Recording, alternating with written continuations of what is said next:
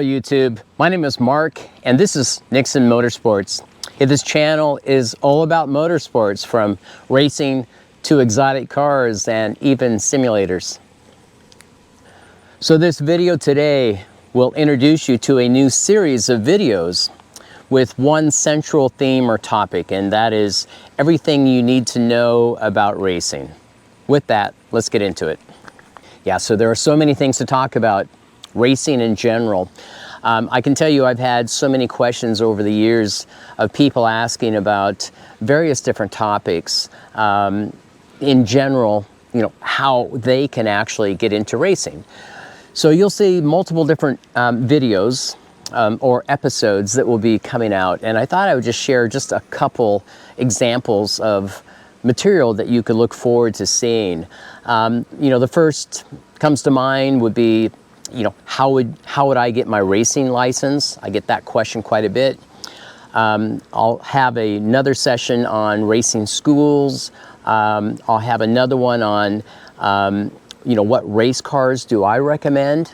That's a pretty frequent question as well. Another one on cost to race. That's a long conversation, but many people ask that just out of curiosity, if nothing else. I think a very good one would be a parent's guide.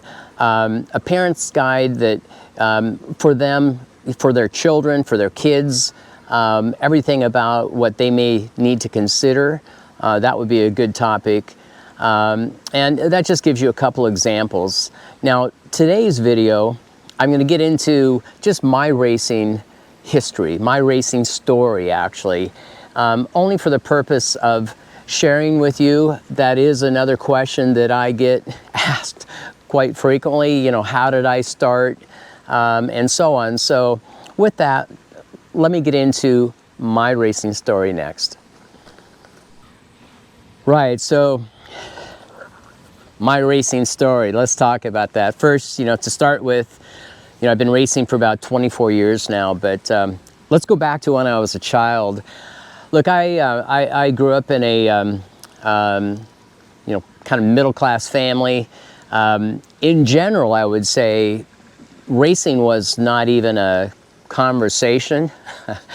My parents, you know, had no interest in any type of motorsports whatsoever. Now, there was one exception, and that was my grandfather, and pretty special man. For those of you who know me, I talk about him frequently, but my grandfather, as a young child, back many years ago, you know, he used to dream about being a race car driver, someday racing, you know, in the Indy 500, Indianapolis type of thing. And, you know, look, many racers, many drivers dream of that. He always dreamed of that, though, as a kid. And through his young adult years, you know, he got into go-karting, and he used to race oval and different types of road track stuff with go-karts. So that was the thrill of his life. Now, I say all that because it was that individual, my grandfather, who, he's gone now, by the way, but he was the one who I would say got me interested in motorsports in general when I was a young child. And it started with karts. We would get so excited. He would take my brother and sisters out. We'd go out in karts, didn't know what we were doing, scared the kajibas out of us, right? And you know, I'll never forget those days, how excited we were as young children. Even having said all of that, you know, I never even dreamed or thought about, boy, someday I would love to race, or it never crossed my mind. Now, speeding forward, look, as a young teenager, you know, I had my first car when I was 14. Obviously couldn't drive it, but you know, I loved cars like, you know, many young kids do.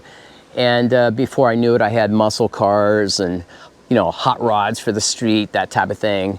And you know, I did a couple bracket racing, drag racing stuff when I was a young teenager, but that was really it. Again, all of that, I never really thought, even for a second, that, you know, I want to be a race car driver.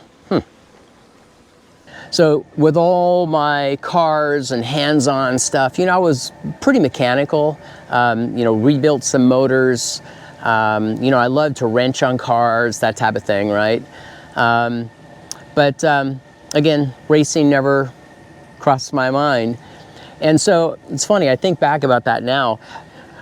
Right, so speed forward a little bit.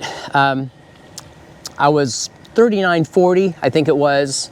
And my wife and I were simply looking for a hobby, something we can do together. And we stumbled into motorsports by go-karts. So that's how it started. No big plan at that point. Even at that first moment, I didn't think, oh, I'm going to be racing all over the planet, that type of thing. It was simply something for fun. It did not take very long. Before I knew it, I was in the go-kart every weekend. Before I knew it, you know, I was going to karting schools. Before I knew it, you know, I had a 125cc shifter kart.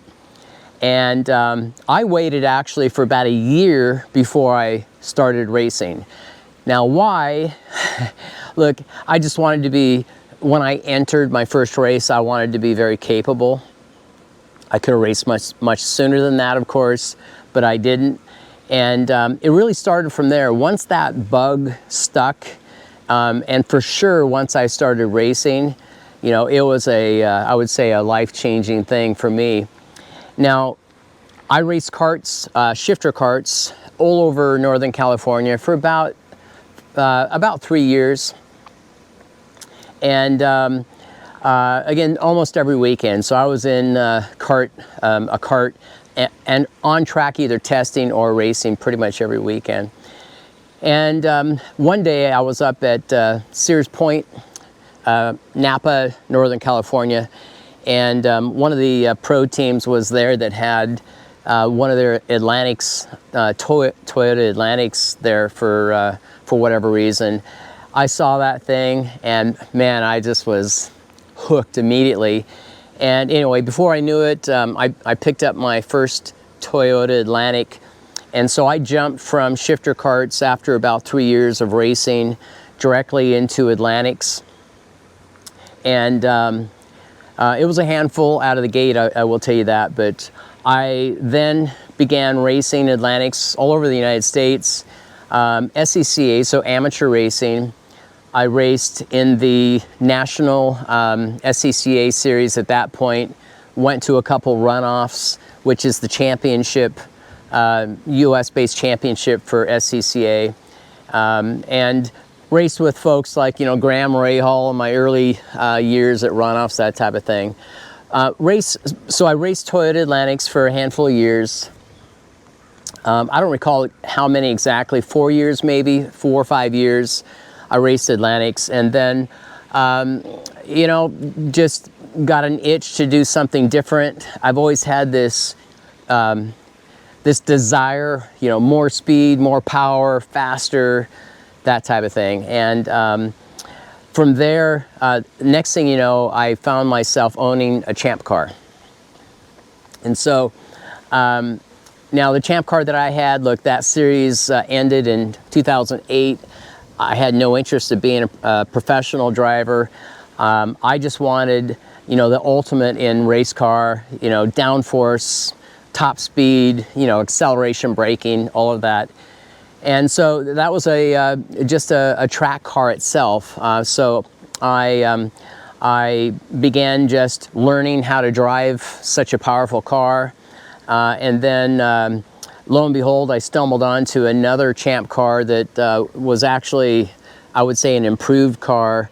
And next thing you knew, I had another one. Now, this was a 99 Renard. Fantastic car. Again, track only. I did not have interest in historic racing, that type of thing.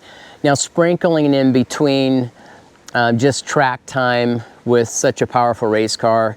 I had my shifter karts all these years. You know, I did do a few karting races, you know, like big long track road racing, but you know, that was about it. And then after probably, I don't know, time-wise, 4 or 5 some odd years, you know, I got the itch again. You know, racing on track, competing with other drivers is definitely, at least for me, awesome.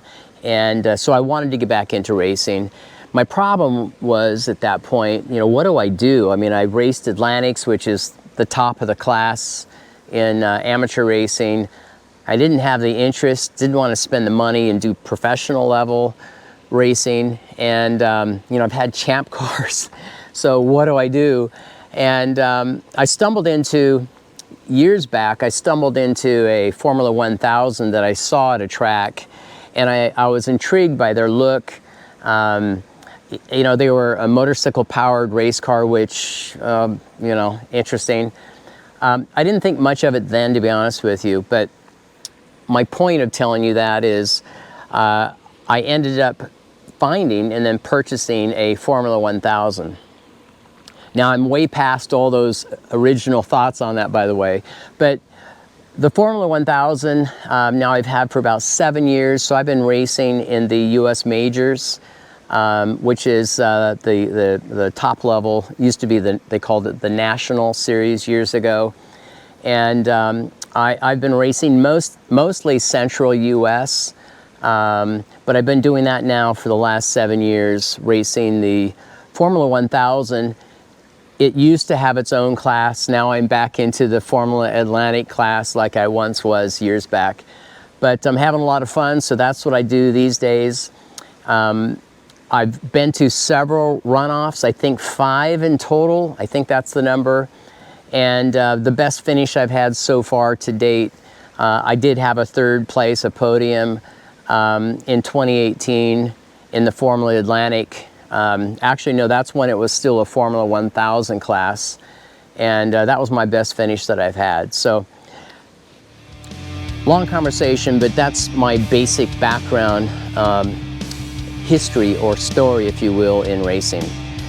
The last point I'll mention on this, as I started, right, as a child, I had no dream that I would be a race car driver, though I loved engines and motorsports and all that kind of stuff. It wasn't until I was 40 when I stumbled into motorsports, starting with karts. And it changed my life, to be honest with you. My passion is absolutely race cars, driving, competing, and I would say it was one of the best decisions I've done in my life. Well, I hope that was of interest to you. Now, keep in mind, if you subscribe, you'll be notified of all the future episodes that I have related to how to start and get into racing. So make sure you subscribe for that. I have about a dozen different episodes that I'm planning, and I'll try to produce 1 or 2 of those per month. So stay tuned for that. Again, if you have thoughts or ideas, send your comments over. I would appreciate that. I've spoken to many of you, but that doesn't mean you or many others might have some other great ideas and topics that you want me to get into. So make sure you do that. But that's it for now. Again, you can look out here at Table Rock Lake in the Ozark Mountains and just enjoy the scenery. Until next time, okay?